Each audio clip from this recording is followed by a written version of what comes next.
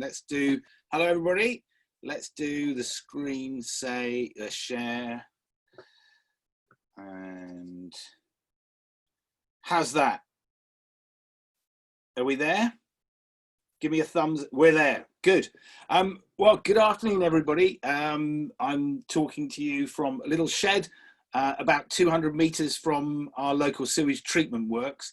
And as you'll see over the next few slides, I campaigned strongly for cleaning up our coastal waters, and that means having sewage treatment work. So I'm a YIMBY, yes, in my backyard. I won't take us out there this afternoon, but I can literally walk into the garden and overlook the sewage treatment works. And I guess one of the things that I want everybody to take from this afternoon is the power that we all have, and especially the power that we have now. You know, there's no doubt that this is a moment of massive change, potentially. Lots of commentators and businesses want that change to happen, and they're seeing and designing solutions to fit into that, to recreate the world. You know, we've got a chance to press reset, and I think we owe it to the planet and we owe it to each other to make that reset happen for a positive world. And the first picture I've got up, so just to give you a taste as to how we're going to do this afternoon, I'm going to go very quickly through the background of Surfers Against Sewage. I'm going to take about 10, maybe 15 minutes to do that, and a couple of other issues. Then we're going to stop for a short Q&A, questions and answers. And then I'm going to go into the bigger, broader world. And then again, we'll stop for a Q&A at the end of that. And then we've got a little mini workshop that we're going to ask people to take part in, like a campaign in 15 minutes, design and deliver a campaign in 15 minutes. And I've done this with people kind of in Northern Ireland in a school in St Albans. And, you know, trust me, we can make a great thing happen this afternoon. So this first picture, this is my gran and my granddad on their wedding day, 100 years ago. And one of the things is that we need to realize that change happens all the time.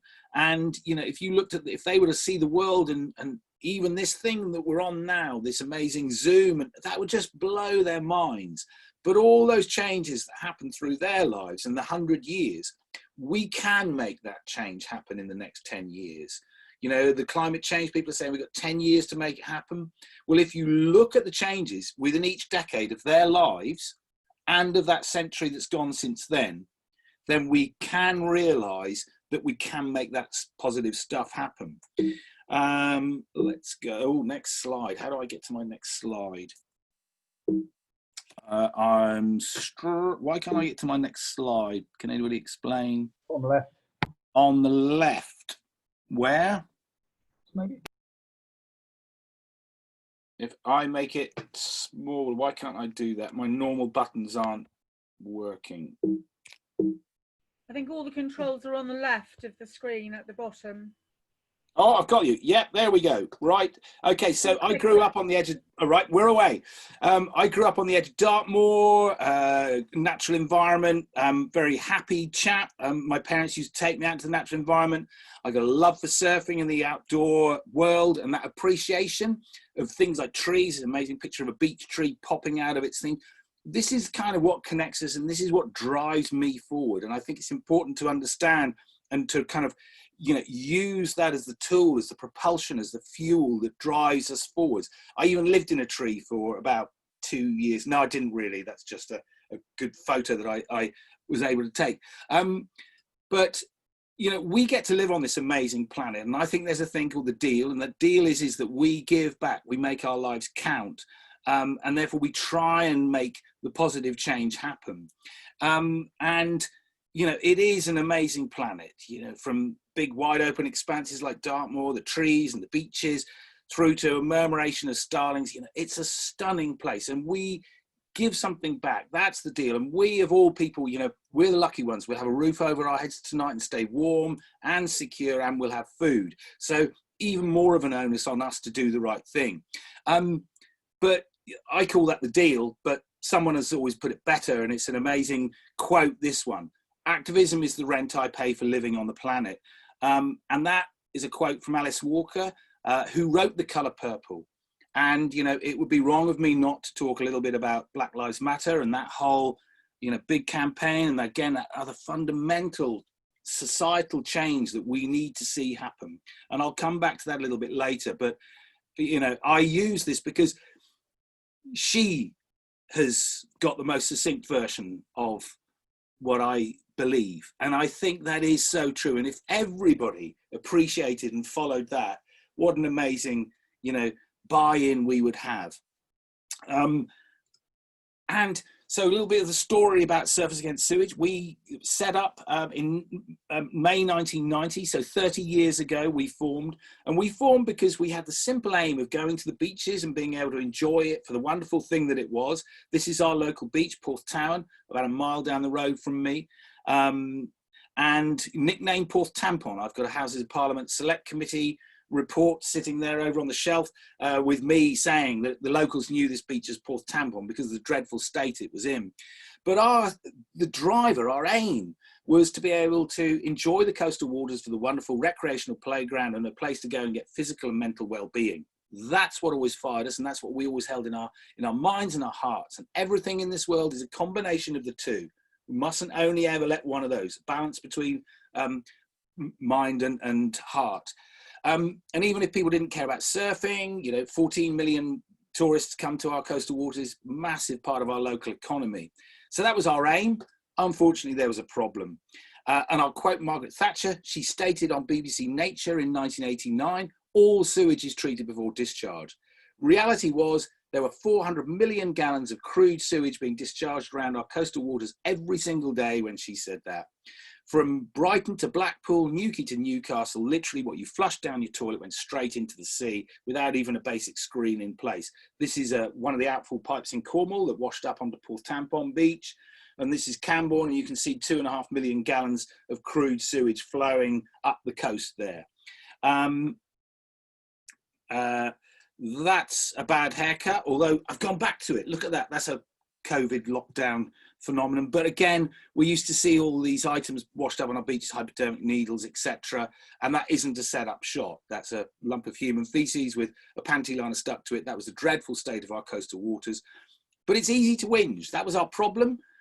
The more difficult thing is to try and go out and find the solution. And we looked high and low, and we found on the island of Jersey that they put in this thing called UV disinfection, ultraviolet light, not to be confused with what Donald Trump thinks you can do with ultraviolet light, but it can break down the viruses and bacteria. And they, rather than build a long sea outfall and just dump it further out to sea, the island of Jersey had put in UV disinfection, and it was cheaper. It was £2 million instead of £11 million to build a long sea outfall. So again, an argument that people often use is that to do the right thing is more expensive. But actually it's not all, and that's not always the case. And you should always challenge that when that's fed back to you. Anyway, I gave evidence to the Houses of Parliament about this UV technology. And I said I'd feel 50 times safer sticking my head up Jersey's outfall pipe than I would bathing on a government passed beach. And the island of Jersey heard that I'd said this in the Houses of Parliament, and they invited me out. And about an hour before this picture was taken, this is Jersey's outfall pipe, we had all the media, BBC, ITV, Sky, etc., all stood there with their cameras. And I jumped off the end of the pipe and I turned and I paddled as hard as I could, and I duck dived my surfboard into the mouth of 100,000 people's sewage. And I got about that far up the pipe before I was blown back out with the force of it. But I stand by what I said. Look, tasted and smelt cleaner than the beaches that we were bathing on. So we'd found our solution, and it was cheaper, and it was good for the environment, good for people, and good for tourism. Welsh Water were the first company in the UK to do a Cymru Welsh Water to adopt the full sewage treatment policy. And we'd always said that we would support the right thing as much as we would criticise the wrong. And then when they adopted this policy, they asked us to open their first UV treatment works. We went up, we cut the ribbon. It was our names on that brass plaque. So that's that solution. That's going out and finding the solution. And finding those solutions, when you put your hand up and you say, I need help, people from all kinds of backgrounds come forward and help you. We had scientists, engineers, lawyers, everybody come and help us. And I think, never feel too proud to ask for help. The majority of people in the world want positive change to happen, and we need all of those skills. We went to the Houses of Parliament within 10 months of forming, and lobbied for change. And the day we arrived there, the government announced a £2 million spend on research into the health effects of bathing in and surfing in sewage contaminated seawater. So that very, step forward, the very act of stepping forward. And it was scary. We'd never done anything like this in our lives before. We were just a community group. But we were able to lobby the Houses of Parliament. And by this time, we had a Channel 4 documentary following us. We did live on BBC Sofa in the morning. We had Capital FM. So everybody gets interested. If you make the story interested and you create that kind of passion and that positivity, that we can take on the kind of big giants of the water industry, we will win. That was us at the House of Parliament. We were very kind of media focused, and we had a 10-foot inflatable poo, which you can see there, and gas masks and wetsuits. And, an image very similar to this made the front page of The Guardian. But this would allow us to pull and gain media. And then when the media asked us questions, we always knew our brief really well behind that. So the picture tells every picture tells 1,000 words. But, the picture is powerful and leads people in. We even at one point, one of our members ran, at our height, we had 18,000 paid up members. And one of our members rang up and said, look, I write scripts. I'm a script writer for BBC Casualty. Shall we do one? And we worked on this script together, and they put a program out in the mid-1990s called Waving But Not Drowning. And this went out on a Saturday night at 8:10 to 14 million viewers. And I was talking to someone yesterday about, how do you create that pressure on politicians? Well, you imagine being, the Secretary of State for the Environment or boss of a water company, relaxing on a Saturday night with a glass of red wine, and then you see us all over and our story. So again, your stories, all of the little individual communities, there's no reason why they shouldn't be an important. And if you play with script writers and the media, they can help create that. We used the law, these two lovely ladies. We found a law, Section 79E of the Environmental Protection Act 1990, stated that any deposit or accumulation prejudicial to health or a nuisance, that the statutory body, i.e. the council, shall, no question, issue an abatement notice against the water company. And we gave the council due warning. We said, we give you 6 months to think about this, and if you don't do anything, we're going to bust you. They said, go to hell, you're a bunch of surfers. And we bust them. We took them to the Royal Courts of Justice in London, and we won. And we set case precedent for the whole of the UK. And these two amazing girls, Sarah on the left and Rachel on the right, they both single mums at the time. We helped them do this campaign. And they, Sarah did again on the sofa, and Rachel on BBC Breakfast News on the radio. And they realised that they could make change.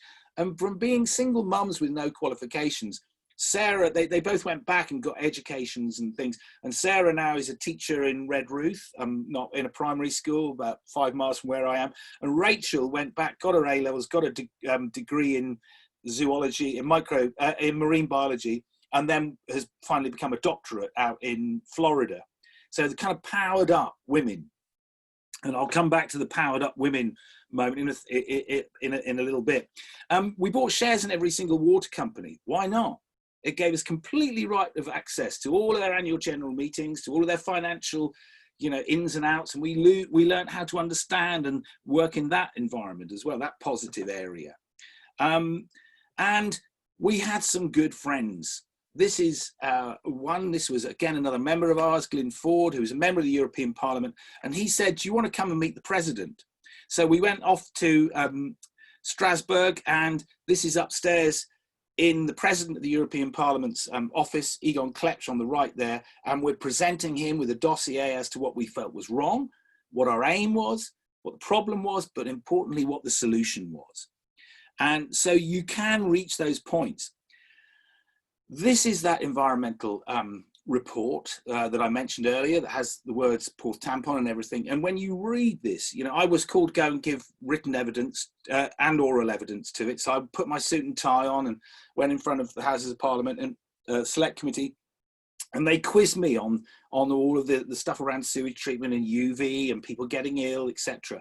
And when this came out in 1998, it concludes that all sewage should be fully treated before discharge. And, you know, it was an amazing thing. But when in 97, so kind of around the same time as that select committee was happening, 97, 98, Labour came to power. And we were apolitical. We were of the politics of clean seas, not politically aligned with any party. But when they came to power, they had this mandate, because they had all the coastal constituencies had all swung from Conservative to Labour, and they wanted a quick win. And I got 24 hours notice to go to be a special advisor to the Secretary of State for the Environment. And 2 hours later, I walked out of this meeting in London, punching the air. And the government subsequently ruled that all sewage should receive at least secondary treatment for 14 out of 20 million people discharging. And on some of the more and on the more remote ones, they were allowed to get away with just secondary treatment. So we helped trigger a £5.5 billion spend on the cleanup of the UK coastal waters, from pretty much a standing start with no knowledge, nothing whatsoever, just a whole load of passion from in here and a sheer bloody mindedness that we would make our world a better place. And when you go around the coastal waters of the UK today, there are no continuous discharges of raw sewage anywhere. That's the Q&A time. I'm about 2 minutes late, I think. Anybody got any questions?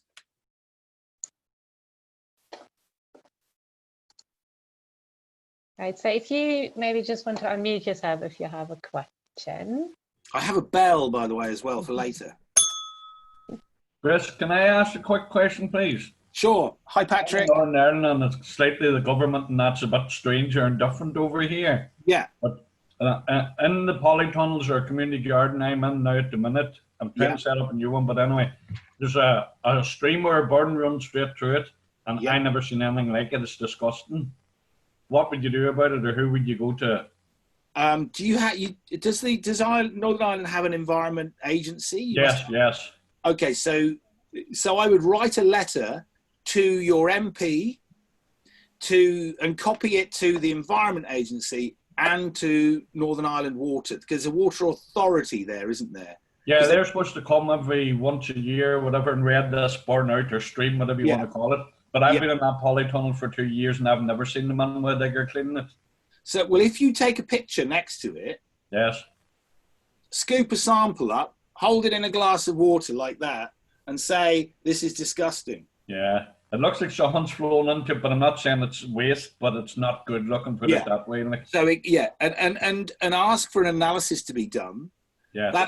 The results of that analysis have to be provided to you if they're taken by the Environment Agency. Right, so NI Water is our group, and then... And your MP, and copy it to the media. Don't wait. No. Copy it to the media as well, with the photograph. So take a photograph, write a press release saying concerned allotment owner outraged at state of stream burn. No bother. And then, because suddenly your letter, what they want you to do is just to write a letter to them. Yeah. And then they can bog you down with, they'll send you a letter and they'll say a little bit. But if you copy it to the media, suddenly that letter has gone out to several thousand, tens of thousands of people are all going, what's happening to that allotment stream? That was outrageous. So suddenly there's 10,000 of you all concerned about that burn.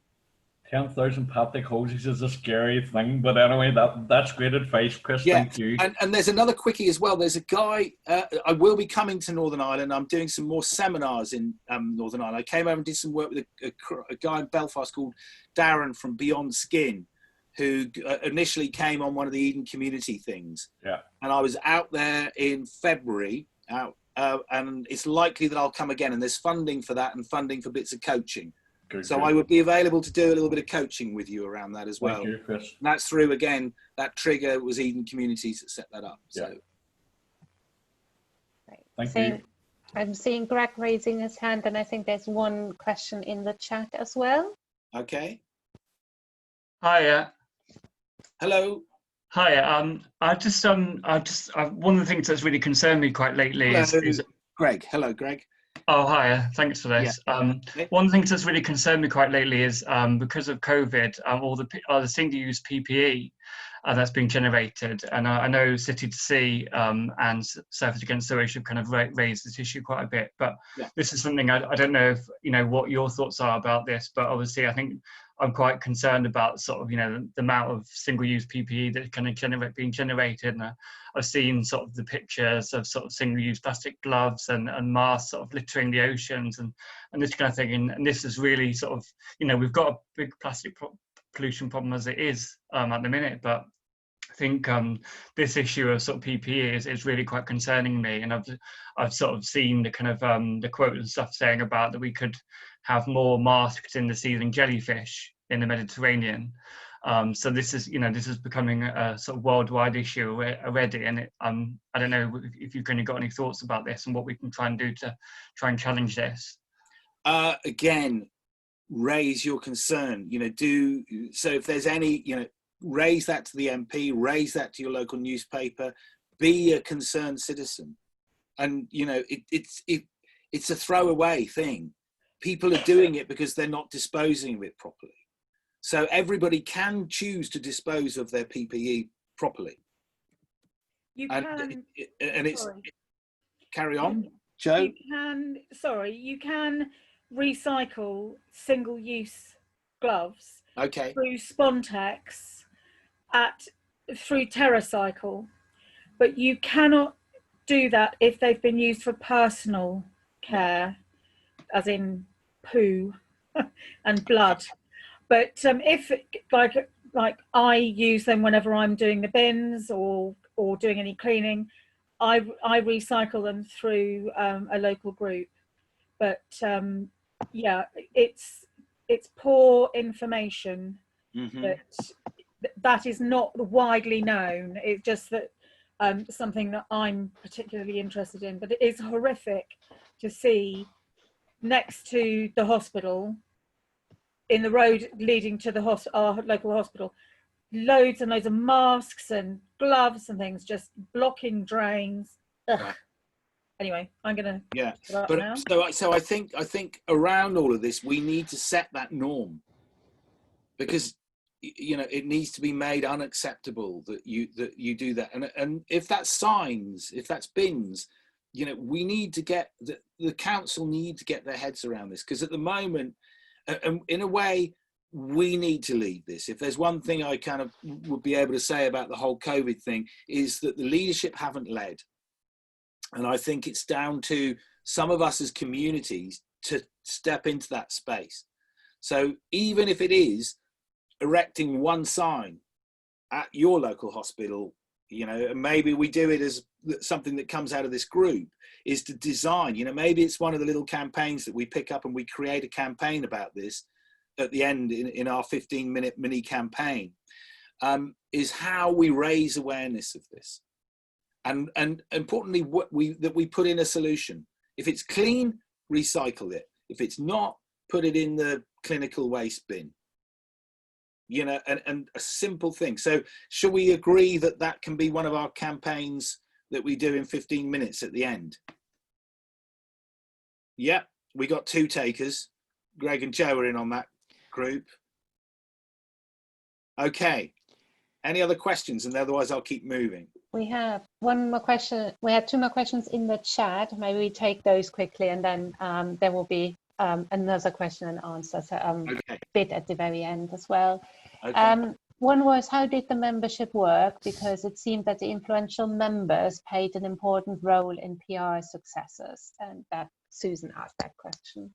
So the membership, there were about a dozen of us who were kind of, so a couple of people came up with the name Surfers Against Sewage, and then other people kind of came in with some expertise, and there was probably about a dozen of us actually founded it.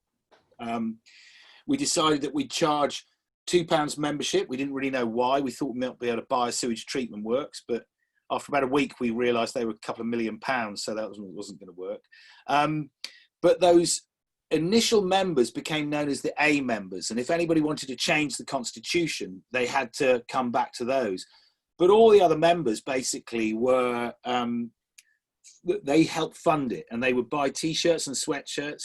By the mid-90s, we had a turnover of about £420,000 a year, which allowed us to be completely independent and do whatever we needed to do. But those members would also support demonstrations and beach cleans and those kind of things. And we ended up, I mean, within 6 months of forming, we'd raised about £11,000, and there was a decision at committee, and I'd quit my job and we'd been working voluntarily for SAS and doing surfing lessons at the beach, and they said, well, you can do this for 6 weeks, Chris, there's 6 weeks pay here at minimum wage. And that became my job, and I did it for 10 years. But I was always answerable to a quick little thing there. I always knew that all those people who paid their membership, I was in a contract with them. And the contract was, and it was a self-imposed task, was to put myself out of a job as quickly as possible by winning. Great, thank you. And the last question is about shares and how much you spend on shares to Southwest Water, and how much did that help to make change? Okay. And how many shares did members of your group buy to make a significant impact on that board? So you have to buy a minimum of 100 shares to be able to attend an AGM. So I think they were £3.50 or something. So we used some of our membership money to buy shares in all the water companies. And obviously, at any point, if we needed to, we could sell those shares again. I don't know whether SAS still have them. They might, for all I know. I don't know what they're worth now. But that allowed one of us to enter the annual general meeting and to lodge a question and ask the question in the annual general meeting. And that always used to allow, the media used to know what we were coming. The water company didn't want us there. But that did allow us that right of access to their annual general meeting. So you can do it with 100 shares, or you need to find out whatever that might vary according to different companies. But there's quite a few groups now. This was back in the 90s. This was quite early days on shareholder actions, but there's quite a lot there now. But it is a powerful tool. It's a powerful tool. And the other thing that happened was, some of the city analysts would come and ask us questions. We would occasionally be asked to comment on, the business section of BBC Breakfast News as to which companies were risky and which were a safe bet, down to how, we would say, well, Welsh Water and Wessex Water, they're pretty good. Some of the others, less so, risky shares. Great, thanks, Chris. And I said no more questions, but actually there was a really interesting, sorry. No, go on. There was a really interesting one in the chat, which was about the name Surfers Against Sewage, and some people questioning the reach of that name now that obviously SAS is doing a lot of work in other areas. So what would be your take on that? Okay. We often used to ask ourselves that question, right through towards the end of the 90s. I think they would be mad, and I mean, it's not for me to say, Hugo, who runs it now, but it's such a strong brand, I think, in terms of, people know about Surfers Against Sewage. It's got the SAS, and, they know that they reach into lots of other areas, but they are still, to this day, surfers. And that's the thing. It's this coming from the beach. It's taking the reality of what's happening in our natural environment and then presenting that into the corridors of power, into the boardrooms of big businesses. That's the connection, and I know Hugo was surfing last Monday, I think, and he would have probably surfed last weekend, and Pete and other members of the team. So it is that direct connection. And I think, basically they'll always exist, I would think, from now. They're 30 years old. I pay my membership. I've always paid my membership, and I'll pay it till the day I die. And there'll be a little bit of a deposit when I die into their accounts as well. So I think they'll always remain that way. Great, thank you, Chris. And just one thing which I forgot to mention, but you should have seen it in your registration email, is just to make people aware that we are recording this session. So if you do not want to be in the recording, just simply turn off your video and you will not appear in the recording. But yes, so maybe back to part 2 of the presentation, and there will be a bit more time for further questions later. And okay. Julie, we might want to come back to you then as well. Okay, so I'm running 5 minutes late. So again, I'm going to go quickly. So, and I might skip over. So after about a year off, because I was really tired, having done 10 years of campaigning, and I needed to go surfing a whole lot, I ended up at the Eden Project, this amazing pit, and which has turned into that. And I went there really to look at how, you know, we all live on this amazing planet in harmony with each other and with it. And, you know, there's a great statistic that if we all wanted to live like the average American, we would need, all 7 billion of us, we would need 5 planets. To live like the average European, 3.5 planets. We've got 1, so we've got to be really smart and we've got to change our habits. We all have an impact from the day we're born till the day we get in one of these little beauties. And sustainability is about minimizing the negative impact of what we do, but maximizing the positivity. So again, back to the deal, back to the activism is the rent I pay for living on the planet. And, you know, when we do get in that box, a lot of us, we live in a time where we're tied into this kind of consumerist based world where we're told that things that make us happy are, you know, having a new car or a new TV or something better and brighter. But actually, when we end up there, when they did a study of people in palliative care, that, you know, the things that people regret is not having, you know, been out in their environment, not having been and connected with their communities. No one ever goes, damn, I never did get that Lamborghini. That's never anybody's last wish on the planet. So hence the laughing Buddha, you know, and enjoying our life at the time and being connected. Some fundamentals on the planet. And again, this touches on some stuff. You know, these are the people who represent us and make the decisions on behalf of us. And unfortunately, they are too many pale faces in there. There's no way enough women in there. And yet these are the people who inhabit the world. And I think that's what's happening partly as well with, you know, Black Lives Matter now, that we need to see this balance. You know, I even had a conversation with someone who does a little bit of work for me this morning, and I've been paying the girl to do a little bit of work. And I've just taken also her boyfriend on. They're doing a little bit of kind of like painting and stuff on the house. But I've been paying Luena first, and then I took on her boyfriend Macus, and he's only been there a week, and then I suddenly went, oh no, like I need to pay her the same as him. And the moment I mentioned it, they went, yeah, we were going to try, you know, we were going to raise that with you, but it's so true. You know, we're all equal, and we need to have organizations that represent and make decisions on our behalf that are truly reflective of the population. So, you know, all of any board of any company, governments and all those kind of things should be 50% female and a true representation of local racial diversity, etc. And when I say racial diversity, I also mean, you know, like that might be, you know, ethnic minorities, and that might be kind of minorities even down in Cornwall. You know, are the Cornish people well enough represented? We are seeing an end of this. When we talk about where we're on the cusp of, we've lived for, you know, several hundred, probably a couple of thousands of years with a linear economy where we just take, make, dump behind us and we keep moving forwards. We can't do that anymore because there's 7 billion of us now, and we need to move to this circular economy where we understand the biological and the technical nutrients that go around, and that's even down to things like, you know, getting our phones recycled, but and materials recycled, but also putting our nutrients back into the soil so that, you know, I mean, if I look at Patrick over there with his allotments, you know that you take what's waste and like mash it up and put in, get, you know, good plants and things out of it. And to not do that is a complete madness. So we're moving towards this change in times from a linear economy to a circular economy. And touching on that kind of whole waste issue, you know, at the Eden Project, we had, when I first went to the Eden Project, we had loads and loads. Every single knife, plate, fork, spoon, and cup used to go directly to landfill. And we looked at the kind of the ramifications of putting in like a dishwasher.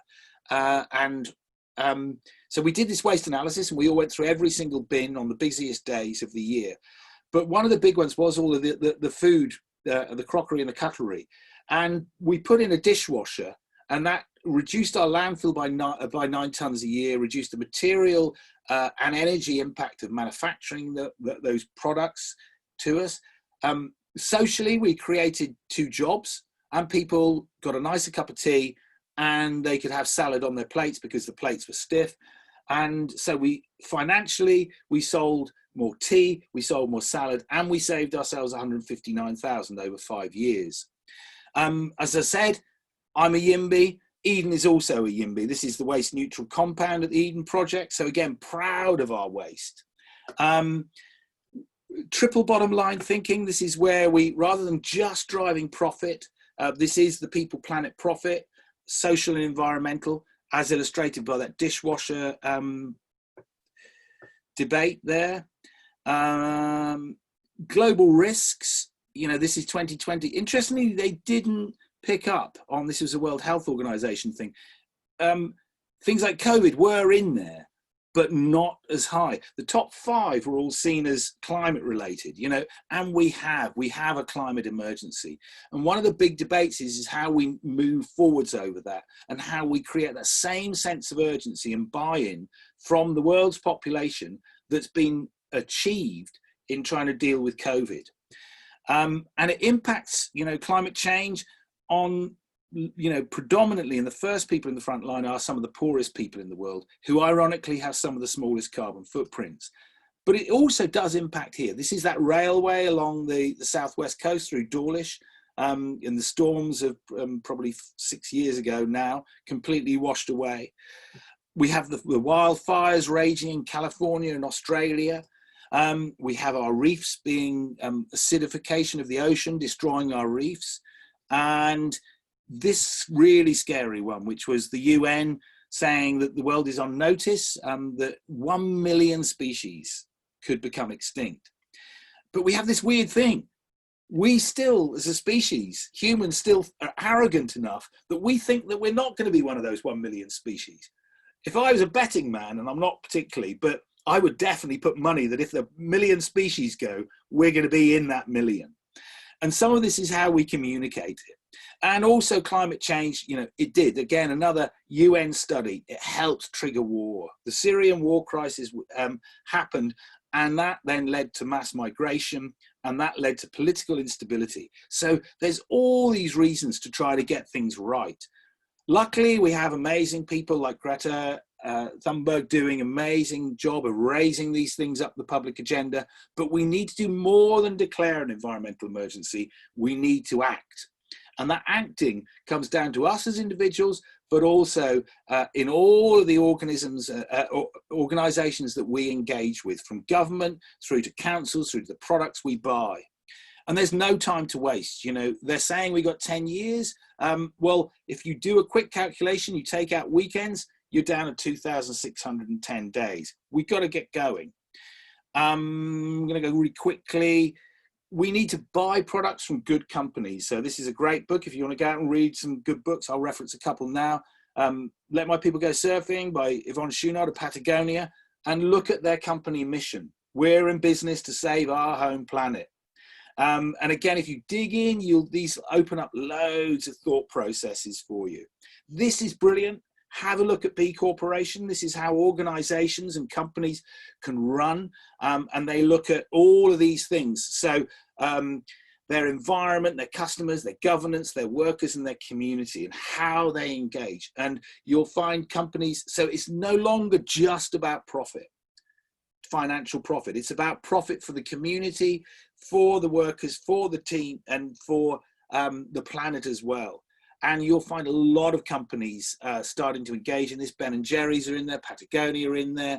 I know of 2 Cornish companies who are going through this process, who one of them is a major household name. There's lots of grocery companies in that kind of food sector as well. And we have the choice. We can go and buy. So we need to start looking for that B Corp accreditation thing and buying products from them. Of course, we can power our world. This myth that we can't do it without renewable energy is a myth.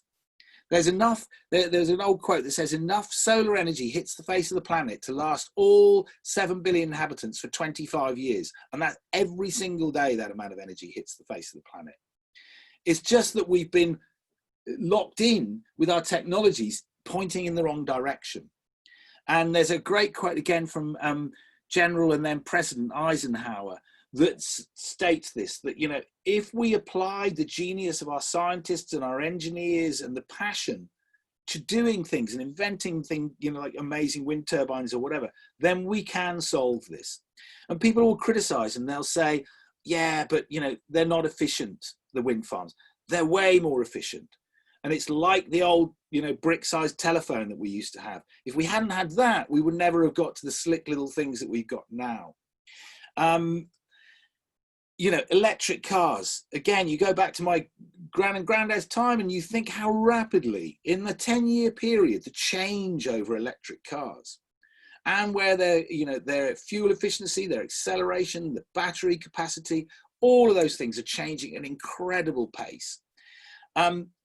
Geothermal engineering, this is just another project in Cornwall, and again, Eden are going to be drilling a hole like this as well. But these two, you know, this is another project in Cornwall, and they've drilled 2 holes, one of them 5.5 miles deep, one of them 2.5 miles deep. You drop the cold water at the top, it goes down through natural fissures, not fracking, just natural fissures in the granite, and then it comes out at 190 degrees of steam, which drives a turbine, produces 2 to 3 megawatts of electricity, and then loads of surplus heat with which you could power greenhouses, heat your hospitals, your schools, etc., etc. Hang on, where's the next one? And another little gem, you know, this is radioactive waste, taking tiny little bit of radioactive waste. This is a University of Bristol project, some students there, and you could lock that tiny little bit of radioactive waste in a diamond, the hardest, you know, material known to man, and the battery would last for thousands of years. So imagine that. You never need to recharge your you know, your car, your phone, anything. So we can do these things. We need to invest in this instead of the wrong. Floating solar energy with PVs, you know, we don't have to cover our land. We can cover our reservoirs and things with it as well. What can you do in own lives and in work context? First thing, switch everything off. You know, even if you switched 10% of those lights off, this is, you know, Europe from space, Northern Europe from space, that would be a 10% reduction. And we can do that tonight. Measure your carbon footprint. Everybody in Britain, every school kid now, like, it's a massive learning opportunity here. Everybody's at home going, oh, how do I teach my child? Do the carbon footprint. It takes about a quarter of an hour, and then explore all of that with the children. You know, that's my carbon footprint, you know, and look, 32% of my carbon footprint comes from stuff. What is my stuff? And, you know, travel, I have to travel a bit because of my job, but how can I reduce that? Couple of books again. This is Mike Berners-Lee, 2 books by him. How Bad Are Bananas? Carbon Footprint of Everything, and There Is No Planet B. You might recognize the name Mike Berners-Lee. His brother is Tim Berners-Lee, who invented the kind of internet. So imagine being mum and dad Berners-Lee. Their gene pool's pretty good, wasn't it? And flying, you know, the big one. Well, we need to fly less and stay longer. And that might mean, you know, I think that there's a slow transition here. I don't think we can say to everybody, just instantly stop flying. But we need to adjust the holiday patterns of our work and things, and allow, you know, maybe it is 1 holiday a year that you go and visit your family, or you have that time, but you stay longer. And then slowly we can wean people off this habit, and then go there. I think slamming the door and saying no one shall fly, but we've got pretty used to not flying now for quite a few months. So we need to learn how that felt. And, you know, you don't have to fly. This is Cornwall, you know, on a lovely sunny evening in the middle of lockdown, when lots of people would have been flying down to Morocco and the Canaries and Bali to go surfing. This was the surf in Cornwall. This was what was happening. Albert's sustainable TV production. If you watch the BBC, not only programs like Spring Watch, but Strictly Come Dancing and Match of the Day, all kinds of programs, you'll see this little tiny logo in the last credits. And that means they've measured their carbon footprint and they've tried to reduce it as much as possible. And again, educating so that we understand that this is the norm. There's a couple that's Strictly, and that's Match of the Day. A plant-based diet, and again, even if we shift 10%, and then we learn that that food's actually way yummier, and then yummier again, and we learn to do that. If we all move a bit, that's still a massive change. And if we go back to that thing of my grand and granddad of achieving big change in decades, long periods, we can make a massive shift over a 10-year period. And we're already in that shift. The amount of vegan food and vegetarian food being eaten compared to 3-4 years ago, that curve will be ramping up all the time. Ocean plastics, art as a way of communicating is a really powerful one. There's SAS doing their bit of work. But again, I threw this in, this is a picture from, I did a talk for the Dutch tax office over in Holland at one point, and I was coming back and I saw this water from Fiji being sold in an airport. And you're going, well, that's a bit mad. We live in a world, though, where this was become the norm, bottled water. Those other things we'll end up going into museums and looking at them and marveling at how stupid we were. But a way of communicating, cigarette butts, the single most littered item in the world. And these two, Ben and Taylor, they made these surfboards out of cigarette butts. And again, they're kind of using that as a tool to communicate, and they're getting lots of coverage, and keep watching that space. Last few slides, the power in our pocket. I was doing a talk last November down in at the UN in Geneva, and it was a youth summit. And there were about 200 students present. And I put it to them, this statistic, this sum, the power in their pocket. Every one of those 200 students, if they're in the UK, they're going to pay £9,000 a year in tuition fees. That's a sum of £5.4 million. If they all ask that question and say to the university, are you powered on renewable energy? What's your waste strategy? What's your waste? Then those universities are going to have to listen. And it won't be that that's the only reason why you choose one university against the other, but it's a big one. And that can apply to every company. Everything that we buy, we have that choice and we have that power in our pocket. If you look at your income stream and then you start to apply it, that is a tool. Every one of your fundamental household financial budgets is a tool and a real driver of positive change. The COVID opportunity, as I said, let's not waste it. Let's kind of make sure that we seize this opportunity. We seize the best out of it. It's given us a chance to press reset and be really positive. This was a piece from the Telegraph, and I'm not usually a Telegraph reader, but it says every big recession over the last 40 years has been a body blow for green energy and the climate cause, but not this time, because this time the city have moved.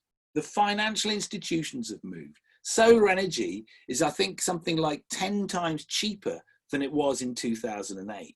Wind energy is a third of the price it was. It's more economically better returns from investing in renewable energy than it is investing in oil. And we've seen BP make that announcement. So, we need to get behind this and help drive that over the line. Switch to renewable energy, put a jumper on, use less water, turn off the tap, consume less. Love your possessions is a massive one. Try and, whatever it is, wash your wetsuit, polish your surf, whatever it is, look after it, oil your bike, all those things. And have positivity. This is a brilliant book, again, The World We Made, and it's available. You can get hard copies, but it's also available as an online book written by Jonathan Porritt, and it's set in the year 2050. And the author, the character, Alex McKay, he's a school teacher, and he's in the year 2050, and he's saying largely we've made it. We've achieved. We now live in balance with the planet. There were some tough bits. There was the World Food Riots in 2023. New Orleans has been finally abandoned, but we've largely made it. And being Jonathan Porritt, everything is referenced in there. It's easily digestible. and everything that's referenced is a possibility. We have to make those possibilities turn into reality. And we need to use every tool that is used to sell the rubbish version of the world to us. We need to use them better. That, I think, is the challenge to everybody. You know, the internet, advertising, marketing, engineering, all of those amazing skills that we all have can be used to deliver our world. The 21st century needs us, and it needs us massively. The challenges are huge, but if you look back to my gran and granddad, whoa, they were big challenges. Tension is good, it drives change. You know, as long as you don't kill anybody and try and avoid arrests and all of that kind of stuff, try and do it peacefully and forcefully, you know, it helps drive change. I've jumped over a 10-foot fence before with my gas mask on my head, wetsuit on, someone's lobbed the inflatable poo, and I've got like this close to Tony Blair when he was Prime Minister, and I was, you know, hand of security, MI5 stopped me there, and I was able to say, you do realise, Mr. Blair, while you're in Cornwall, if you do a poo, it's going straight in the sea. And he kind of noted that down and went, that's very interesting. But he helped make that change happen. Be light and quick. It's 70% sure it's the right thing to do, and 30% isn't going to cause a death or anything. Keep going. Keep moving. Don't sweat the small final detail. Be passionate, attractive, tell the best story. Believe that human species, that we can do anything. Believe, be optimistic and challenge the norm. And if ever you think, oh no, I can't all do all of this, then remember that a bunch of surfers who knew nothing whatsoever helped turn that into that and that. And a bunch of dreamers at the Eden Project turned that into that and that. Then just think what we can all do with this amazing world. Whew, there we go. Thank you, Chris. That's all right. Thank you very much. I'll have a drink of water. Yes, you have a sip of water, and so we're taking some more questions, I think. Yeah. And I just wanted to go first to Julie because I think she wanted to get a question in last time, and I had to cut her short. Hi, Julie. Well, where do I begin? It's great to hear. I have to say, I try and do much of what you've talked about. It's almost an obsession, and it sometimes does feel very draining because you do pedaling up an extremely steep hill. I suppose there's two questions really that I would be interested to get your views on.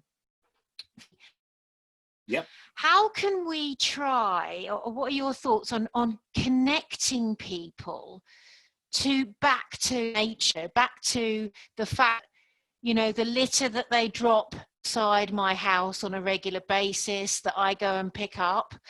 How can we create that realization that it's their home that they're actually polluting, and that, you know, the cigs down the drain and ends up polluting the ocean that they might want to go and visit? I'm struggling because it's angry, and I know that if I approach with anger, I won't get anywhere. And so I'm trying to come to the fact that I have to try and get these people to connect on a different level. And I'm in because I'm greedy. Our political system and our government, I don't believe that our political system is no longer fit for purpose. Yeah. But I feel like our government and the big industries that are making a lot of money out of the way that our world is today, particularly the food industry, which creates so much of our waste, our plastic waste. I mean, look at the supermarkets, 80% plastic, if not more. How can we demand more of our politicians?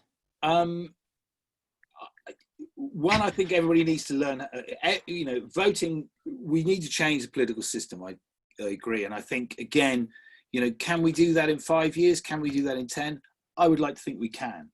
And I think there'll be a strange alliance that'll help drive that forwards. I saw something from the Electoral Reform Society the other day, and, you know, I didn't vote Brexit. I have no time for Farage. you know, and I'm quite open about that. But the fact is that more people voted for, you know, the Leave parties, his party, but they got no MPs. And the same with Green, you know, like I think it was, you know, 900,000 people voted Green, but we got one MP. So in a way, everybody needs to be represented. So to go back to that slide of true representation, and if there's one thing that we need to demand, is that we need, because then the voice of the majority of people is truly heard. Because I strongly believe that 70% of us agree on 70% of things. And at the moment, we're being split 50-50 by logarithms on FaceAche, by logarithms on Twitter, and they're making us, and the politicians and the kind of masters of the universe, who they like to think themselves behind us, are doing this, and they're doing it knowingly, because to split and divide, they know that we don't collectively, because 70% of people on the planet and in your community and whatever know that it's unacceptable to litter. It's unacceptable to put those things down the toilets. So we do need to overhaul that system. Education is a massive thing, and education, you know, every school should be outside.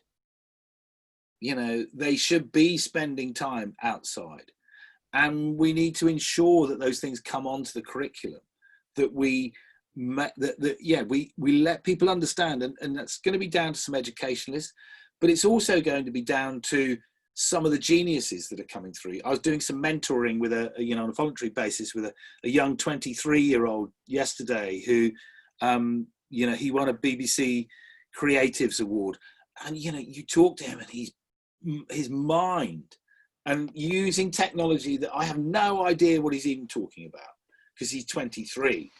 But he wants to use his skills to make the world a better place. So I think that those things will move quicker. And politicians are scaredy cats. You know, they moved after Welsh Water moved in the Surfers Against Sewage story. It was the water companies, and it was two companies, Welsh and Wessex, who led the way. And they led the way because they were led by good people, and they cared, and they listened, and they talked, and they understood where they were, and they weren't as greedy. So I think strong education, arguing for our political case, using humor and telling that better story, painting the better picture, using all of those tools. And we just need to use those tools and learn to use them better. You know, we should be having those great advertising campaigns. And, you know, the best companies, business can be a force for good. And we need to invest in those businesses that are the force for good, rather than the other ones. And it will take time. Fantastic businesses. Yeah, but it'll take time. There are really, and often I do feel like, you know, I will I'll probably spend more on items because I know that it's been ethically produced, and it's, you know, it'll come wrapped in paper rather than plastic or whatever. And I do feel like our environment needs to be on the agenda of every decision-making process we make, because it permeates everything. Well, and I think every company, every council, it's an agenda. They should be climate and environment needs to be on that agenda. So, I mean, at a really high level, you know, the Mark Carney, the retired governor of the Bank of England, he did a stress test. He ordered all banks to do a stress test against climate change, and, you know, how exposed were they and their investments to climate change. And he did that about 18 months ago. And, you know, they were exposed to the tune of billion, you know, trillions, I think it was, of pounds. And when they looked at that, that's their assets. Those are the kind of houses that might get flooded, et cetera, et cetera.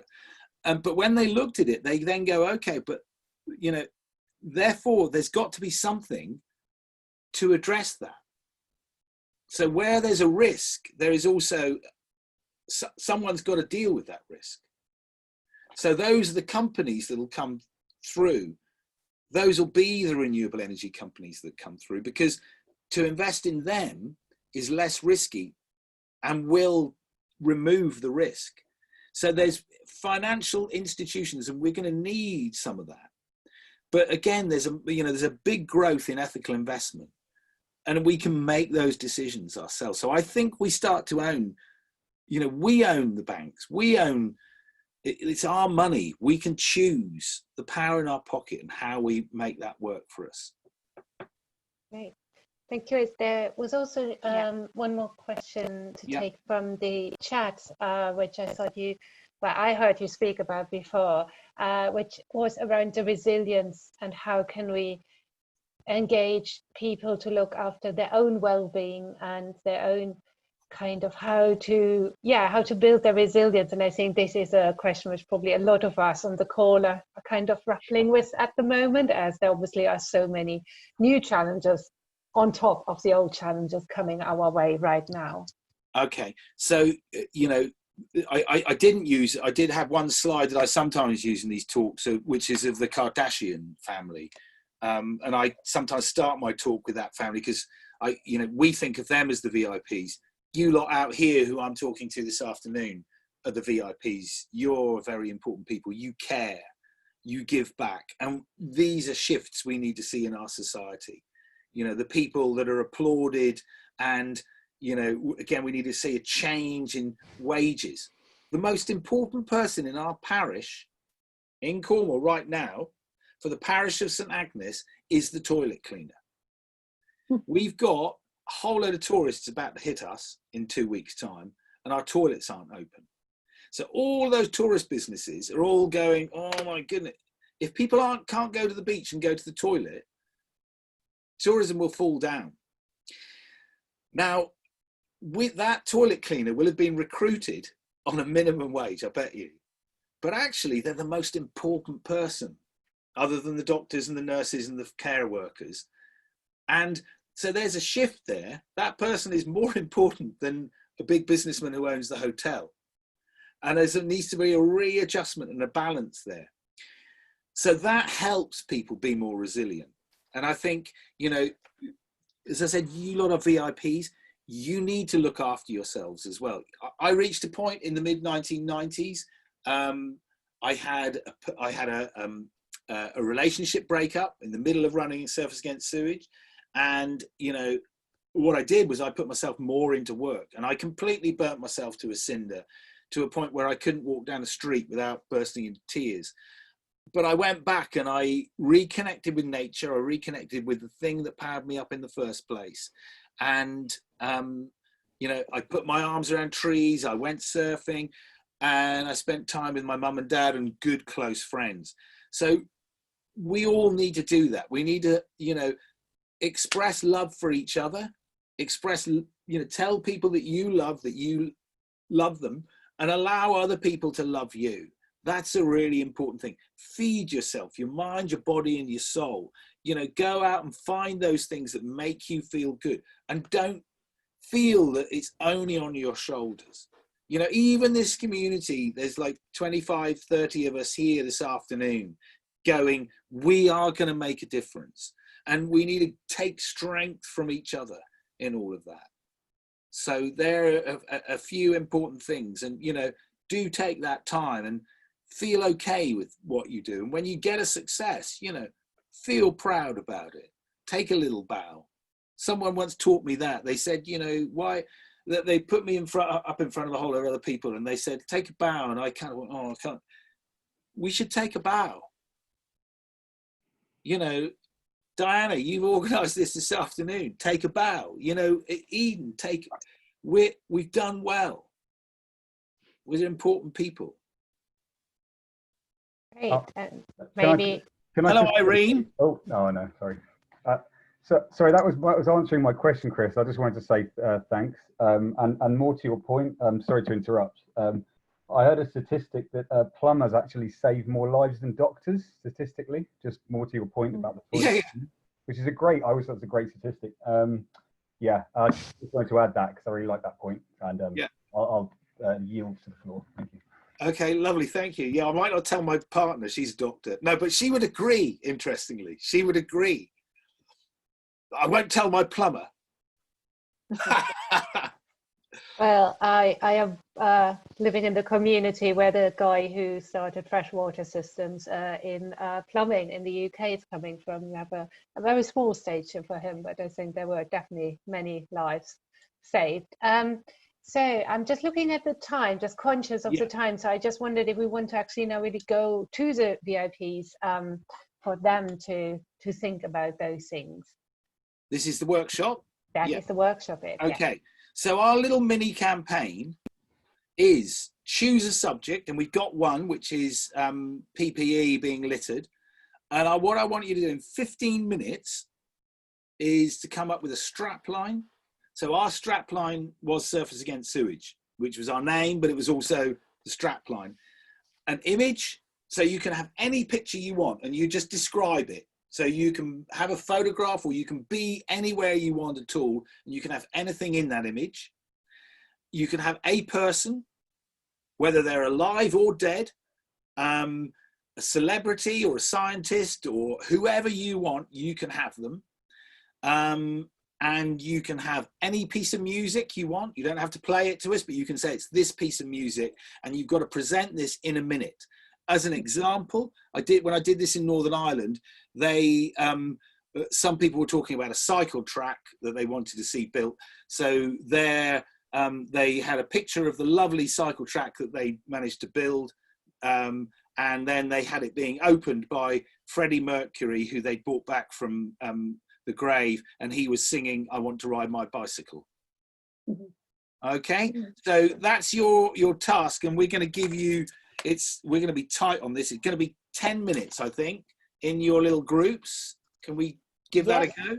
Yes, no problem. I will put you into breakout rooms in a second. So you will get an invitation to join your breakout rooms with 4 other people, and you can work in a little group there for 4 minutes on that task. Is that all right? 10 minutes. 10 minutes, and then be real quick. And then I've got my bell here, so we're going to time you, and anybody going over a minute gets the old. Great. Off you go. John. Great.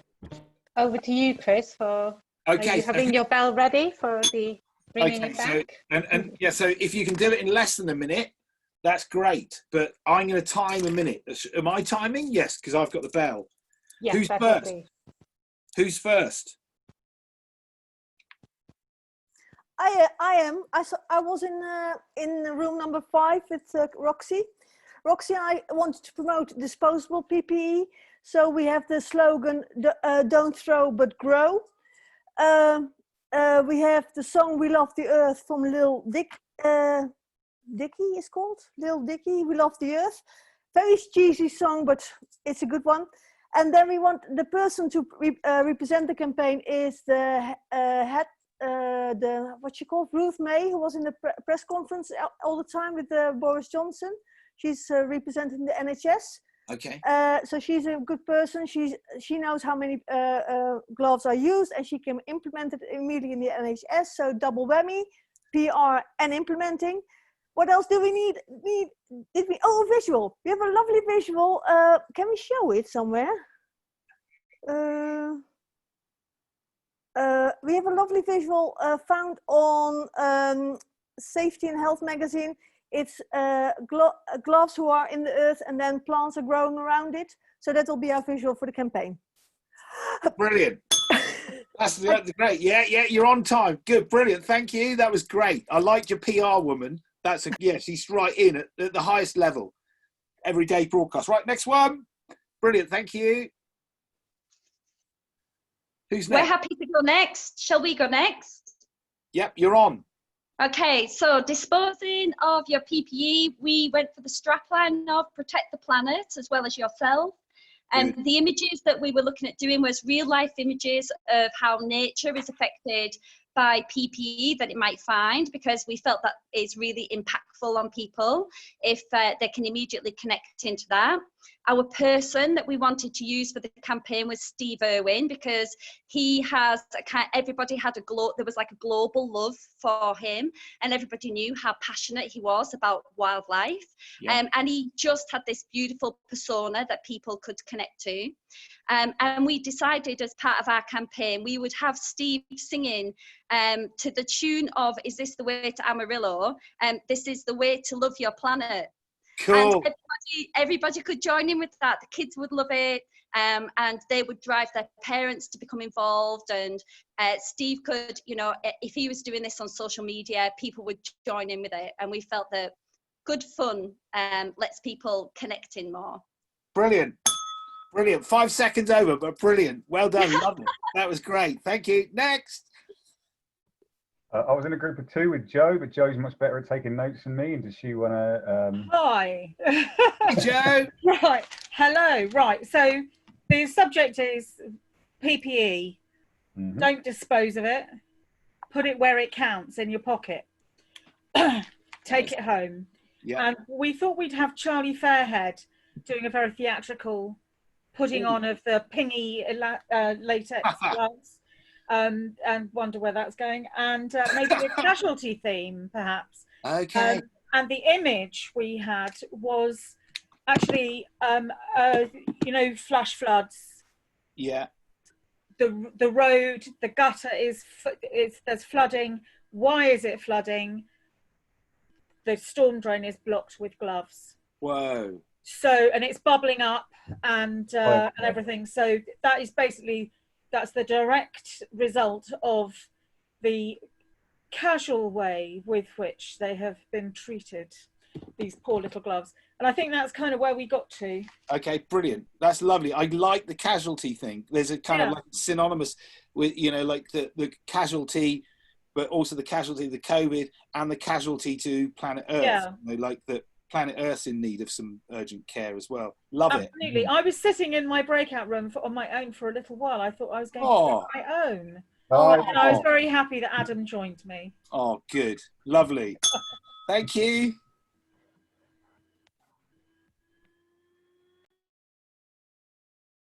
Oh. Will I go? Can you hear me? We're there. Hello. Hello. Patrick and I were in a room together, and because we're from Northern Ireland, it took us half the time to say hello to each other. Excellent. What we thought about, with both of us, we were talking about how carers who are often kind of, it's not that they're low skilled, they're low valued, and quite often quite quickly recruited. So our theme was kind of take a minute, take a breath. And just when you come out of a house, you don't know what you're going into, you don't know what you're coming out of, you don't know where you're going next quite often. So we were just like, breathe. So we didn't get as far as songs or images or people, but I'll be cheesy and bring David Bowie back from the death and have Heroes as our song. Cool. Hi, yeah. Bowie's back. Yeah. Woohoo! Yeah. Run away, baby. Yeah. Brilliant. I'm kind of going Bowie as the best celeb at the moment, but that's just personal preference. Lovely, brilliant. And don't forget to tune in to the Northern Ireland crew via Darren at Beyond Skin if you want to see me when I'm coming over or doing workshops and things. Lovely. Do we have another one? I'll go if you like, but I might need some help from the group. So we got as far as our strapline, which was don't be a tosser, do the right thing. Love it. Talking about an image which was about a bin with maybe children or nature kind of around it, just appreciating that people hadn't thrown the stuff in the bin. But we hadn't got as far as the person or the music, unless anyone's come up with any more ideas in the last few minutes. But that's as far as we've got. But yeah, don't be a tosser, do the right thing. Okay, cool. I'm sure we can find some music from somewhere. Wombles. Yeah, maybe. Yeah, but brilliant. No, good. Thank you. Thanks.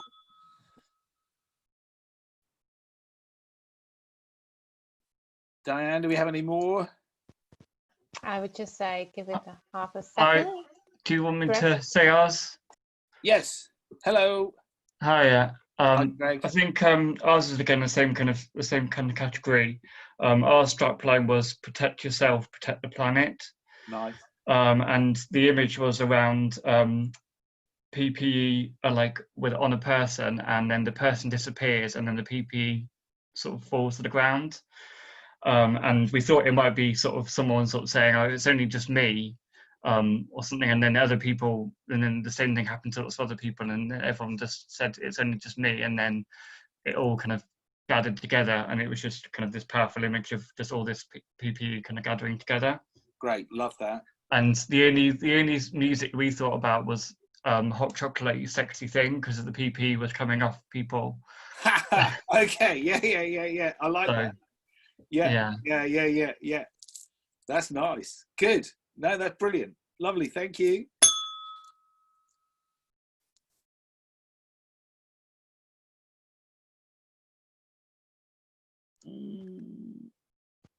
Great. Are this all the groups, or is there anyone else who would like to? Yeah, share? I think I just shared the image we put together in our group away. So one of the people in our group, their strapline was from a previous campaign, and she said we could use it. So it's on the picture, and the picture we found is free to use for non-commercial use. So you can use it. Okay. So we spent quite a bit of time just putting that together. Thank you, Ying, for putting that together. The first person that we were down for time, so that we thought of Prince Charles, because he's recovered from COVID, so we thought he's relevant, and an adaptation of God Save the Planet instead of God Save the Queen. God Save the Planet, brilliant.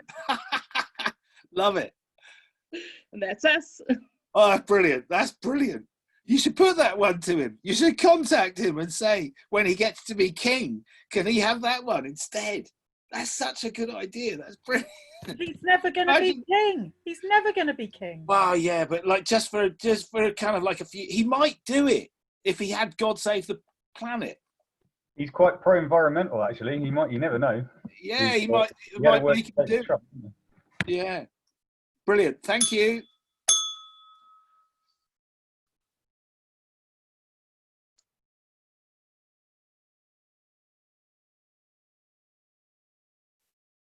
Are we there, Diana? I think we are.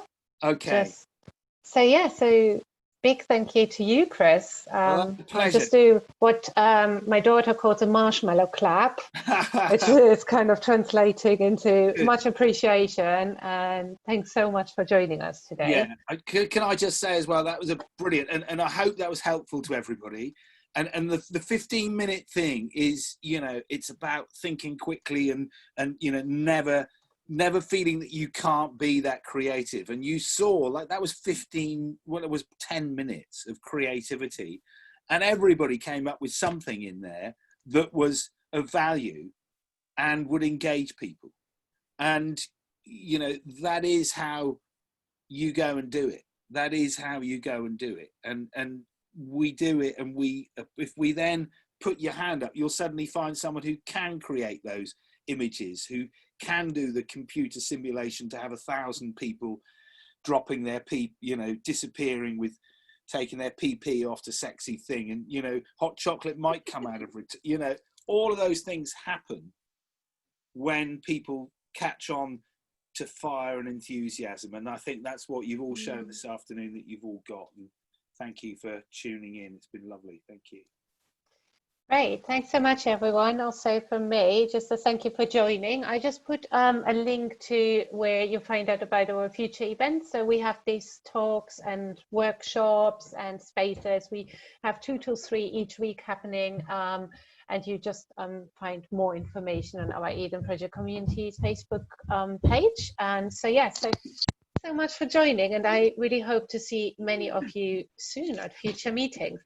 Diana, will you be able to share the recording? Yes. So what's happening, everyone who signed up for our call, you will get an email with a link to excellent. Like last week.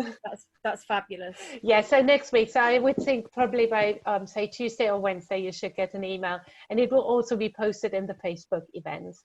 That's super. Thank you very much. Ciao.